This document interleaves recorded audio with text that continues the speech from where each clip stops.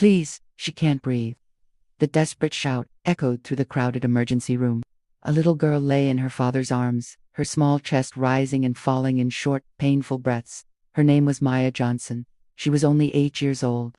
Her father, David Johnson, rushed through the glass doors of the emergency department at St. Augustine Medical Center in Chicago. Rainwater dripped from his jacket as he carried her toward the front desk. "Someone help my daughter," he yelled. Several people in the waiting room looked up. Some nurses glanced over, but behind the front desk, a white nurse named Karen barely looked up from her computer. "Fill out the intake form," she said coldly, sliding a clipboard across the counter. David stared at her in disbelief. "She can't breathe." Karen sighed impatiently. "Sir, we have procedures." David looked down at Maya. Her lips were beginning to turn pale. His voice cracked. "She needs a doctor now." Karen glanced toward the waiting room where several well-dressed patients sat quietly. "We have patients ahead of you." David's heart pounded. "This is an emergency." Karen folded her arms. "Everyone here thinks their situation is an emergency." A man sitting nearby whispered to his wife, "Poor kid." David's panic grew stronger. He rushed toward the hallway where doctors were moving between rooms. Before he could take another step, Karen stood up. "Sir, you can't go back there. My daughter needs help. You need to wait your turn." David shook his head. "She might die." Karen's voice hardened. "Sir, if you don't return to the waiting area, I'll call security." The room grew tense. Several patients watched the scene unfold. A young nurse standing nearby looked uncomfortable. Karen interrupted her. "I'm following hospital policy." David's voice trembled with desperation. Please. "She's my only child." Maya coughed weakly in his arms. Karen glanced at the worn jacket Davy was wearing. Then she said something that made the entire room fall silent. "Emergency treatment is expensive, sir." David stared at her. Karen continued coldly. "If you don't have insurance or a way to pay, you'll need to discuss that with admissions." A woman in the waiting room gasped quietly. David's face hardened. "My daughter's life is more important than paperwork." Karen crossed her arms. "Then fill out the form." David looked around the room helplessly. Then suddenly, the emergency room doors opened. A tall man in a suit walked in quickly, followed by 2 hospital administrators. It was Dr. Michael Reynolds, the hospital director. He had been in a board meeting upstairs, but the shouting had caught his attention. "What's going on here?" he asked. Karen turned confidently. "Just a disruptive visitor, sir." David held Maya closer. "My daughter can't breathe." Dr. Reynolds stepped closer and immediately noticed the child's condition. His expression changed instantly. "Why hasn't she been taken to triage?" Karen replied stiffly. "He hasn't filled out the intake forms yet." Dr. Reynolds looked shocked. "She's in respiratory distress." Karen shrugged. "Policy requires," Dr. Reynolds cut her off sharply. "Policy requires saving lives first." He turned toward a nearby doctor. "Get this child to trauma room 3 immediately." 2 nurses rushed forward and carefully took Maya from David's arms. Within seconds, they were rushing her down the hallway. David tried to follow, but security guards gently stopped him at the door. "Sir, please, wait here." David stood frozen. Dr. Reynolds looked at him closely. Something about the man seemed familiar, but he couldn't place it. "Are you the father?" the director asked. David nodded. "Yes." Dr. Reynolds placed a reassuring hand on his shoulder. "Our best doctors are with her now." David exhaled slowly. "Thank you." Karen spoke again, clearly irritated. "Sir, we still need him to complete the paperwork." Dr. Reynolds frowned. "He can do that later," Karen insisted.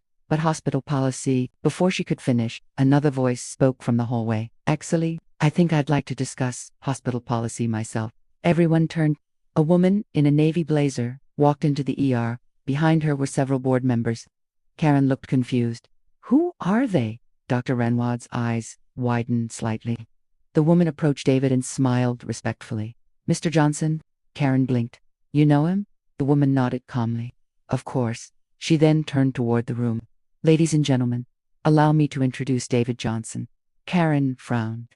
"And who exactly is he?" The woman answered clearly. "Lisa New, majority owner of the St. Augustine Medical Network." The entire emergency room froze. Someone dropped a clipboard. Karen's face turned pale. "What?"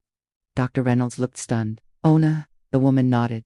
"Mr. Johnson finalized the purchase of this hospital group yesterday." David sighed quietly. The waiting room fell completely silent. Karen's voice shook. "That's impossible," the woman added calmly. "Mr. Johnson has spent the past week visiting hospitals anonymously to evaluate patient care." Dr. Reynolds looked at David again. Now he understood. David had intentionally come without announcing himself. Karen stepped backward slowly. "You're the owner." David looked at her calmly. Yes, the room remained silent. Karen's earlier confidence disappeared completely. I didn't know. David nodded. That's the point. Dr. Reynolds spoke carefully. Mr. Johnson, I had no idea you were visiting today. David looked around the emergency room, at the waiting patients, at the staff, at the front desk. That's exactly why I came like this. Karen's hands trembled slightly. David continued calmly. I wanted to see how people are treated when no one thinks they're important.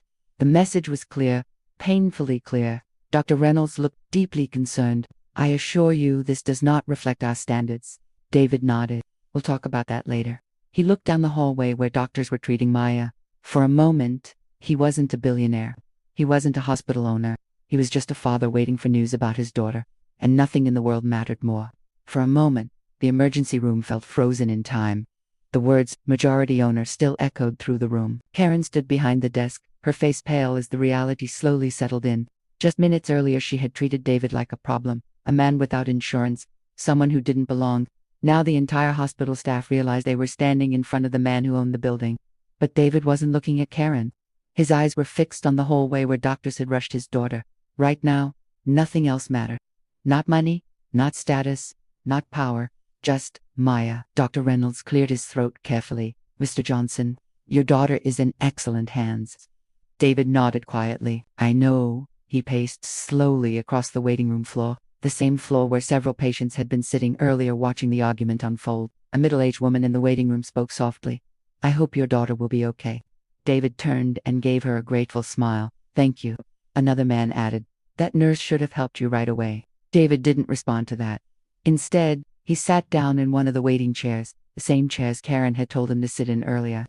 Several hospital staff members whispered quietly among themselves. The tension in the room had shifted dramatically.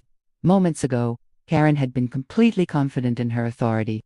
Now she avoided eye contact with everyone. Dr. Reynolds turned toward her. Karen, step into my office. Her voice shook slightly. Yes, doctor. They walked down a nearby hallway together. The air grew quiet again. David leaned forward, elbows resting on his knees, staring at the floor. One of the younger nurses approached him gently. My name is Emily, she said softly. David looked up. I'm one of the ER nurses. He nodded. Thank you for helping my daughter. Emily shook her head. You've got her here in time. That's what matters.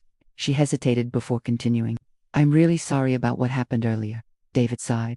I didn't come here looking for apologies. Emily nodded slowly. I understand. A few minutes later, the doors to the trauma hallway opened. A doctor walked toward the waiting area. David immediately stood up. How is she? The doctor smiled reassuringly. She's stable. David's shoulders relaxed instantly. What was wrong? Severe asthma attack, the doctor continued. She responded well to oxygen and medication. We're monitoring her now, but she's breathing normally again. David closed his eyes briefly in relief. Thank God. The doctor smiled. You can see her in a few minutes.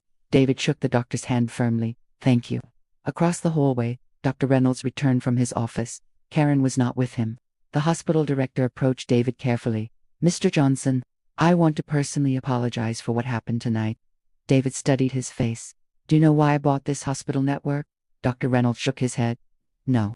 David leaned back in the chair. My mother died in an emergency room very similar to this one. The waiting room grew quiet. Dr. Reynolds listened closely. We waited 2 hours before a doctor saw her. David's voice remained calm but heavy. She didn't survive.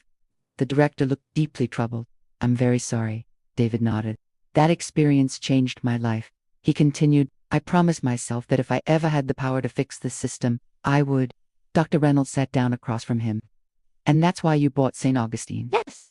David looked around the emergency room. But before making changes, I wanted to see the system from the patient's side. He gestured toward the waiting room chairs, the real experience. Dr. Reynolds nodded slowly. I understand, David continued. What happened tonight is exactly why I came. The director spoke carefully. I assure you, we will address this immediately. David looked him in the eyes. Good. Just then, the trauma room doors opened again. A small nurse appeared. Mr. Johnson, Davy stood quickly. You can see Maya now. He followed her down the hallway. Inside the room, Maya lay in a hospital bed with a small oxygen mask over her face. Her breathing was steady. Her eyes brightened when she saw him. Dad, David rushed to her side. Hey, sweetheart, she smiled weakly. I feel better. He gently brushed her hair back. You scared me. She looked around the room curiously. Why were people arguing earlier? David chuckled softly. Just a misunderstanding. The doctor entered the room. She'll need to stay overnight for observation. David nodded. That's fine, the doctor added. But she should make a full recovery. Relief washed over David again. Thank you. Later that night, after Maya had fallen asleep, David stepped back into the hallway. Dr. Reynolds was waiting for him. Well, Shazin, I've already scheduled an emergency staff meeting for tomorrow morning. David raised an eyebrow. Ooh, the director nodded. We're reviewing our ER procedures immediately. David leaned against the wall. Procedures are important. He paused. But compassion is more important, Dr. Reynolds agreed. You're right. David looked down the hallway where nurses move quickly between patient rooms. People come to hospitals on the worst days of their lives. He continued quietly. They shouldn't have to fight just to be treated like human beings. The director nodded. That will change. David straightened his jacket. Good. He started walking back toward Maya's room, but before entering, he stopped and turned back. One more thing. Dr. Reynolds waited. David smiled slightly. Don't fire Karen.